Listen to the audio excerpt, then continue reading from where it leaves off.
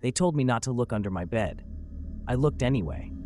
If I had to pin down the exact second everything shifted, it would be that small, stupid thing, a shoe I knew I hadn't left there. I remember crouching in the dark, knees creaking, the cheap lamp across the room buzzing like a trapped fly, and the smell, old dust and the sour bite of something metallic, like pennies left out in rain. That shoe was too small for me, too clean and perfectly placed, as if someone had set a trap for my curiosity. I moved back into my childhood house after the divorce because silence was cheaper than an apartment. The room was the same, plaster walls that held the faint, familiar map of my adolescence, posters with corners curling, the sagging mattress that still made that soft, tired sound when you turned over. Nights at 36 taste the same as nights at 12, cold, heavy, full of waiting.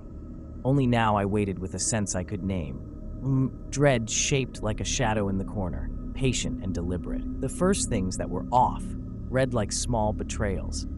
My phone charger would be unplugged in the morning. A paperback book I'd left on the nightstand would be face down on the floor. Once, I woke to the sensation of someone breathing near my ankle. Not a breath on skin, but the vibration of it, as if a mouth had been pressed against the wood slats beneath my bed. I laughed it off at first, because that's what you do with things you can't explain. You put a smile on them and call them mice, forgetfulness, drafts. But then the sound started, a shuffle that came not from the house but under the bed. It came late, somewhere between 3 and 4 a.m., when thoughts turn soft and the night grows greedy. It wasn't a single noise. It was a low, wet scraping, like fingernails across cardboard, punctuated by a soft, rhythmic chuckle that had no humor in it.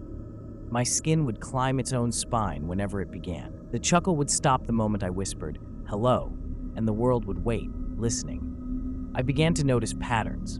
The shoe, a single page torn from a notebook, a smear of something dark on the underside of the bed frame that smelled faintly of iron. Little things that mapped a mind beneath the wood, making, testing, learning where the slats moaned and where I would sleep most still.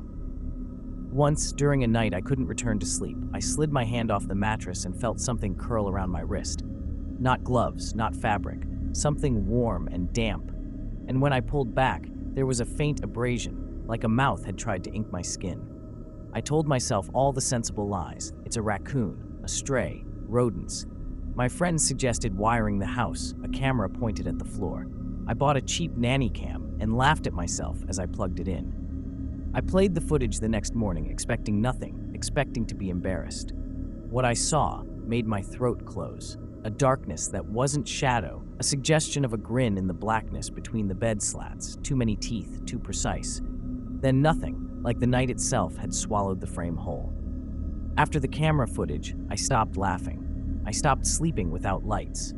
The grin in that black rectangle had the same teeth as the thing that had curled around my wrist. It was a confirmation, and confirmations have a way of turning fear into a mission.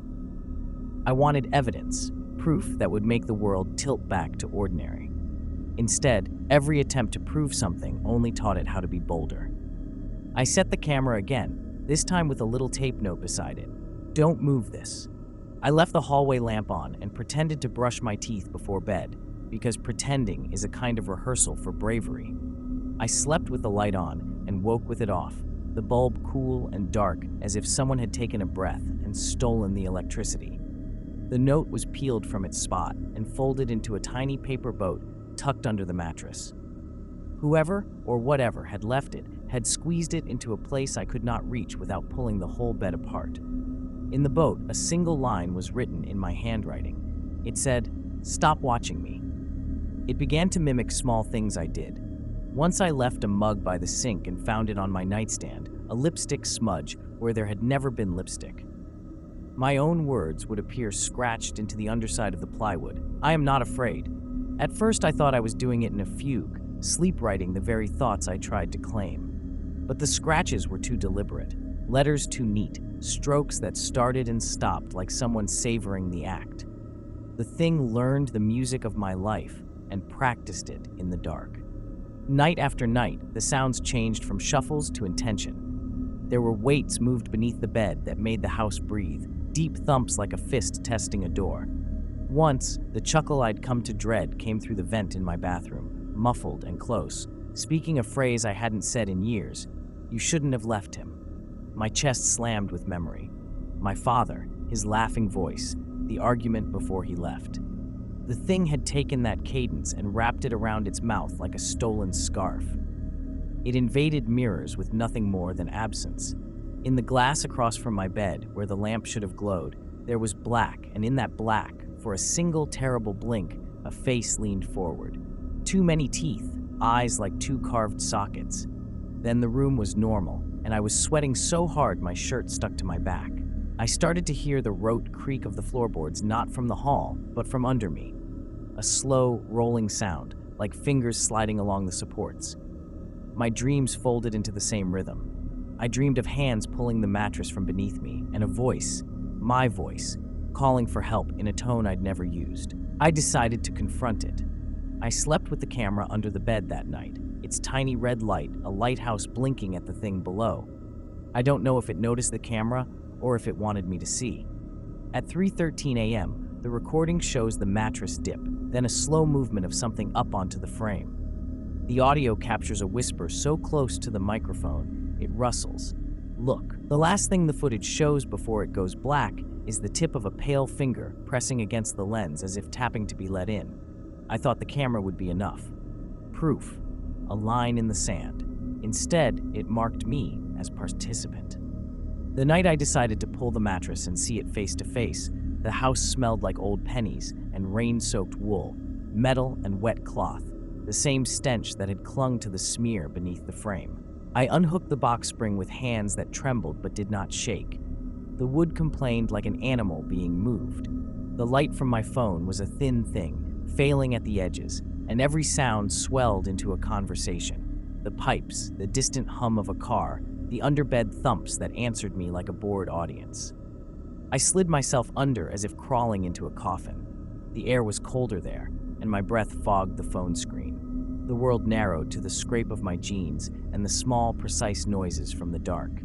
It smelled sweeter closer in, rot and the hint of skin, like something that had been kept unwound for a long time. I saw teeth first. They filled the space above me, rows that gleamed with a patience I had never known.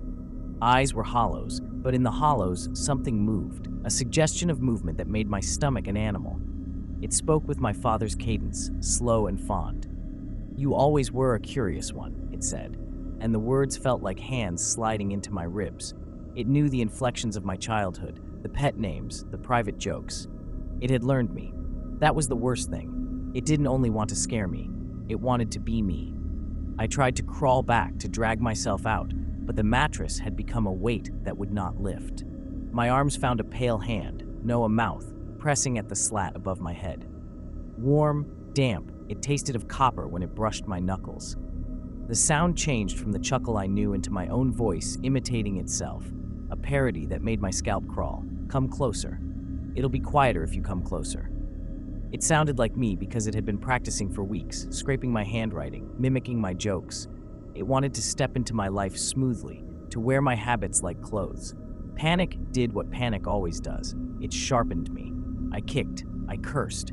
I remembered the cheap flashlight on the nightstand and flung it down.